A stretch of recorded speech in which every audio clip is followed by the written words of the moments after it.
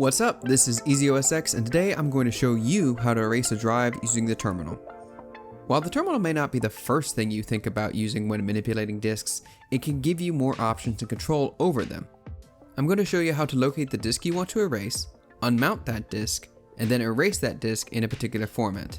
Lastly, I'm going to show you how to do a more secure erase if you need to. Timestamps for each of these are on the screen and in the description. I'm going to take this step by step and walk you through what each command does so you can understand it. We're only going to be focused on erasing the drive in this video. Other things like multiple partitions or volumes, encryption, etc. are not going to be covered. With all that said, let's get started. I have this external drive labeled test that we're going to be using, and we need to know the path the Mac uses to connect to it.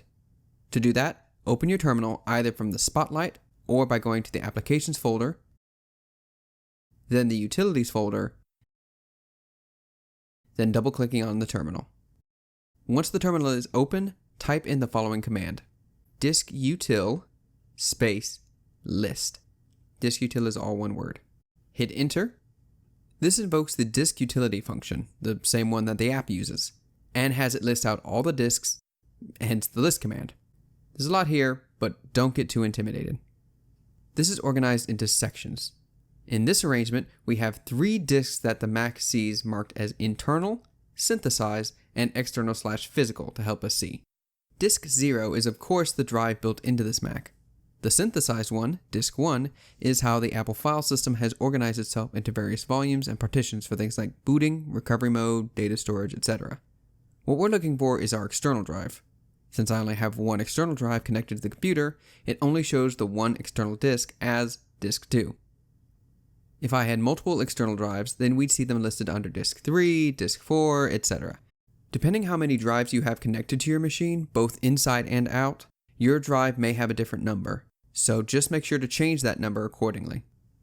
Since we're wiping the entire disk, we just need to know that this is disk 2 and won't worry about the other identifiers. Now we need to unmount the disk so we can ensure no other processes are working on it. You can of course do this through the GUI, either by dragging the drive to the trash can or via right-clicking. But since we're already in the terminal, I'm going to show you the command for this. Type in diskutil space unmount disk, all one word, capital D in disk, space /dev/disk2. Remember to change the number behind disk to whatever number you had listed in your previous list command. Hit enter, and after a second or two, the terminal should say that the drive was unmounted successfully. If the drive couldn't be ejected, then hit the up arrow on your keyboard to bring up the previous message. Then use the left and right arrows to navigate your cursor to just after the unmount disk command, and type in /force. The new command now reads diskutil space unmount disk space /force space /dev/disk2. Not surprisingly, this is the same force eject command if you've ever used it in the GUI. Now we can erase the disk. We're going to talk out the command as we type it, since some of this will be dependent on how you want to use the drive. First, we'll type in diskutil space eraseDisk. EraseDisk is all one word, capital D in disk. Now stop for a moment. The next part of the command is the format of the drive, so we need to know how we're going to use the drive. There's a bunch that you can do, but here's the 5 you'll most likely need. If you're going to be using this drive on modern Macs or as a Mac boot drive, then you should type in APFS. If you're only going to be using this on Macs, but it might be used with older ones, particularly anything older than 10.12, type in HFS+. If you're going to use this only on Windows, type in NTFS.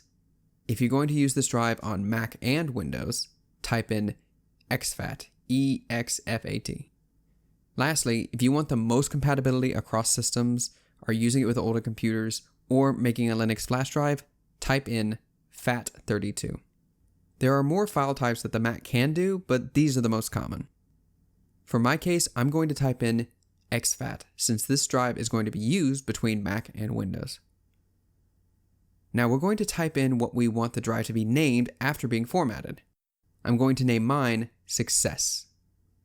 Finally, we need to point the command to the location of the drive, which is /dev/disk2.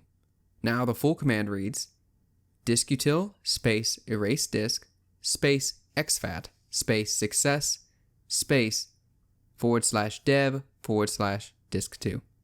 Hit enter and the drive should start erasing and show its progress. The amount of time it'll take will depend partially on the specs of your Mac and the size and type of drive you're erasing, but typically within a few seconds it will be done. Now we have our drive named Success and formatted as exFAT. Now the erase was just a quick format, meaning the data is likely easy to recover. We can instead do a secure erase to force the drive to be erased in a way that will make it hard to recover. Now a couple of warnings up front. First, if your drive is a flash drive or SSD and you're intending to use it afterwards for yourself, then don't do this. Flash memory can only be written to so many times, and a secure erase will wear the drive out faster. In all honesty, this likely won't kill the drive. Most flash memory from reliable vendors is resilient, but you also don't want to kill a drive faster than necessary. Even if you know you're not going to need this drive again, you're not guaranteed to make the data completely irretrievable, just less likely. Even Apple acknowledges that because of the way modern drives work, some data may not get touched in the erasing process. It's still not a bad thing to do, but you may also want to consider encrypting a drive and then wiping it if you really want to be safe. With all that said, here's how to more securely wipe a drive. Like before, we'll type and talk through the command. First, type in diskutil space secureErase, secureErase all being one word, and the first E in erase being capitalized. Now we need to select the level of secure erase we want. I've got on screen the 5 levels you can use labeled from 0 to 4. Level 0 just erases the drive by writing the number 0 across every sector of the drive. Level 1 does the same but with random data, thus taking longer. Level 2 erases the drive 7 times with 1s and 0s except for the last pass where it uses random data. Level 3 is a special algorithm that erases the drive with random data as well as data compiled from a special collection of 1s and 0s. Level 4 is a little different and erases it 3 times with random data on the first 2 passes and 1 set of 0s on the last pass. Whatever security level you pick is going to be dependent on your personal desires or the needs of your organization. In my case, I just need to do a 3-pass erasure, so I'm going to type in the number 4. Lastly, I need to type in the path of the drive, which is /dev/disk2. So, the full command now reads diskutil space secureErase space 4 space /dev/disk2. Again, remember to change the number after disk to whatever number your drive is currently bound to from the list command. Now, I can hit enter and let it run. The more secure your erasure method, the longer it's going to take to complete.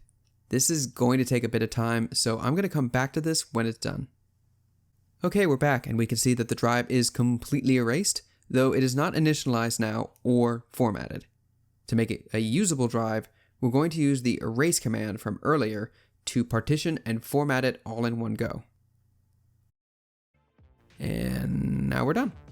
I've securely erased this drive and I'm free to get rid of it. Thank you all so much for watching. If this video helped you out, then give it a like. It'll really help the channel.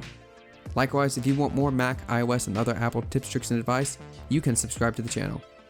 You can also check us out on the website EasyOSX.net as well as on our social media pages. Thank you all so much for watching, and I'll catch you next time.